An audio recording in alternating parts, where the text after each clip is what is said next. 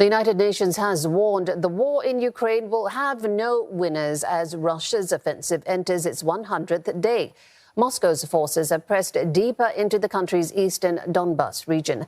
Kyiv says Russia is trying to prolong the war by hardening its defenses instead of advancing. The Kremlin claims certain results have been achieved in the past 100 days and has vowed to continue until it achieves all its goals. Now, despite the uphill battle, Ukrainian President Volodymyr Zelensky says he's confident victory will ultimately be theirs. Russia has gained control of about a fifth of Ukrainian territory. As it stands, Moscow controls more than 90% of the Luhansk region. At stake now is the industrial hub of Severodonetsk. It's believed more than 80% of the city is in Russian hands. Ukraine's defense minister says he hopes Russia will be kicked out of occupied territories within the year. But for many, that might be too long a wait. Света ж нет, света нет. Воду, что принесем, это наша вода питьевая. Спасибо пожарникам, возят химическую. Будемо вертатися туди, так як син каже, і ми будемо слухати його. І так як нам і подобається. Ми навіть їхали сюди в маршрутці, то я чоловік ще задумувався. А я питаю його, ну так що будемо робити? Вертаємося назад? А він каже, так, будемо, мабуть, повертатися назад. То дожити нема де. Philip Crowther joins us live from Lviv. 100 days of war is a grim milestone, isn't it, Philip? Yet President Zelensky remains confident of a victory. Yeah, and the words from the president earlier today in a video that was distributed on social media were these: "We have defended Ukraine for 100 days already. Victory will be ours." In that video, you can see President Volodymyr Zelensky together with his team outside of the presidential palace in the capital city, Kyiv. Now, that is a video very similar to one that was released just a few days into Russia's invasion of Ukraine. That led to a surprise to see this whole team out in the street, out in the open, when missile attacks on Kyiv were pretty much expected every day, and Volodymyr Zelensky was believed to be in danger of being killed, and the government was being seen as in danger of being removed. Things have moved on quite a bit since there, of course. The government today saying that it has managed to liberate over 1,000 towns and villages. It's also talking about how many roads are now functioning again, how many grocery stores are now open again in those places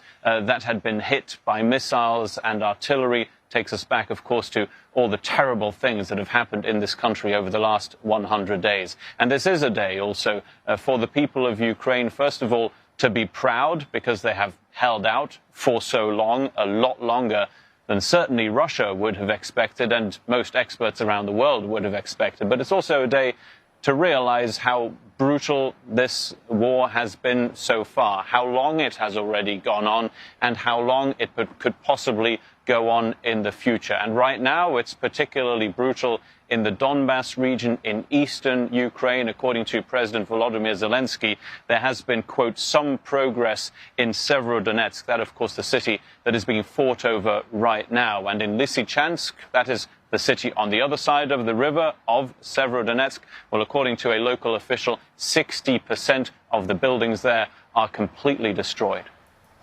Well, the Kremlin is claiming achievements of its own, certain results, it says, over the last 100 days. What are these? And does it point to an intention perhaps to drag on the war? Yeah, well, the aims for Moscow have, of course, changed over these last 100 days.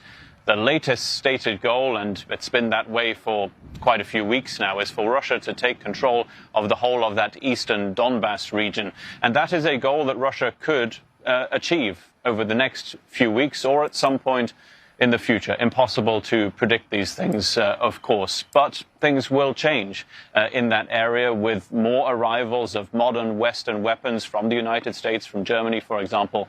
But those things will take a while. You'll also remember when we're talking about goals stated by Russia that Vladimir Putin, the president of Russia, had said that his forces would not be occupying Ukraine. Well, Russia is now occupying a fifth of Ukraine. And what's happening now in some of those occupied areas in the south, for example, in Kherson, in Zaporizhia as well, is that people now are given the possibility of getting Russian passports. The Russian ruble is now in circulation there. That's an occupation going on right now. In the meantime, what has happened to Russia during those 100 days? Well, first of all, a lot of sanctions slapped on the government and other entities and individuals. And of course, the latest was that 6th round of sanctions coming from the European Union. That includes that partial embargo on Russian oil. But of course, there's also that realization here now that with that embargo comes a price of oil that goes up and more money for Russia and more money that it can give to its military. Philip Crowther reporting from Lviv. Thank you.